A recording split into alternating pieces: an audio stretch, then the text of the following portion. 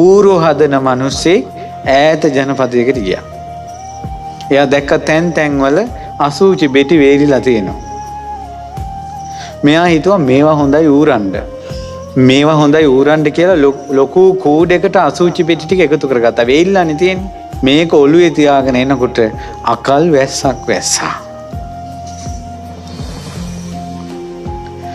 දැන් මොකද වෙන්නේ? අරවා පෙඟිලා ඇඟට ඕජාව වැටෙනවා. මිනිස්සු කිව්වා ඕක ආචාර්යපිය. අර මනුස්සයා කිව්වා දුර ඉඳලා ගේන්නේ අතාරින්නේ නැහැ. ඒ නිසා ඇත්ත පෙනි පරණ පුරුදු අතාරින්නේ නැති අය අසූචි කඳ ඔළුවේ තියාගෙන ඉන්න අය වගේ. පැහැදිලිද මං කියන එක? ඇත්ත පේනවා, හරි කියලා දැනෙනවා, වෙනසක් තියෙනවා කියලා තේරෙනවා. නෑ අපි ඉස්සර ඉඳලා පුරුදු කරගෙන ආවේ මේවා. දැන් ඔයාලා 아무තු විදියට සාදු කියනවා.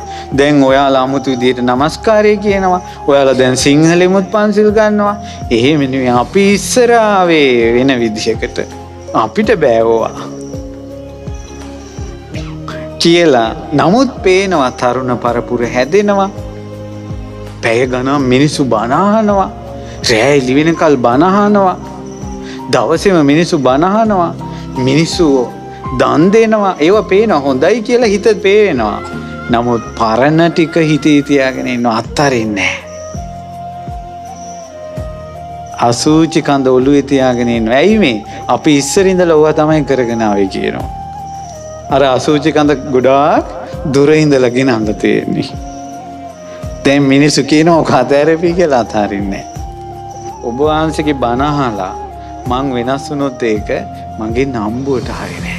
අදක් කියන්නේ ඔබ වහන්සේගේ බණ අහලා මං බොනේ එක නතර කළොත් එහෙම පාටි වලට ගිහලා මං කොන් වෙයි. පිරිස අතර මං කොන් වෙයි.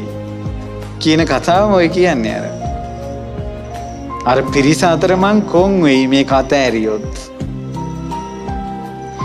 ඊට පස්සේ අද නැද්ද ඔච්චර හරි වැරද්ද තේරිලා නම්බුව පිණිස පව් කරන අය නැද්ද? හරි වැරද්ද තේරිලා පිරිස අතර සිගරට් ගහනවා. හරි වැරද්ද තේරිලා මගුල් ගෙවල් වල බොනවා. ඇයි මේ ඉහළ පැලැන්තියත් එකට ඉන්න ඕන? ලොකු මිනිස්සු කරන ඒවා අපිත් කරන්න ඕන කියලා නම්බුවට පිණිස පව් කරන අය නැද්ද? ඔය හොඳ මගුල් ගෙවල් වල හොඳට කණ්ඩ තියෙනවා බං කියලා ප්‍රාණඝාතය කළා මස් ගෙන ඉන්නවා. හොඳ මගුල් ගෙවල් වල හොඳට බොන්න ඕන බං කියලා තමන්ගේ මගුල් ගෙදර අනිත් අයගේ මගුල් ගෙදරට සමාන කරන්නටම මත්පැන් මත්ද්‍රව්‍ය ගෙන ඉන්නවා. හැබැයි එයා දන්නවා මත්පැන් මත්ද්‍රව්‍ය හොඳ නැහැ කියලා. නම්බුව පිණිස පව් කරන අය ඉන්නවා. පරණ දේවල් අත්තරින් නැති මිනිස්සුන්ට තියෙන්නේ ඒ උපමාව.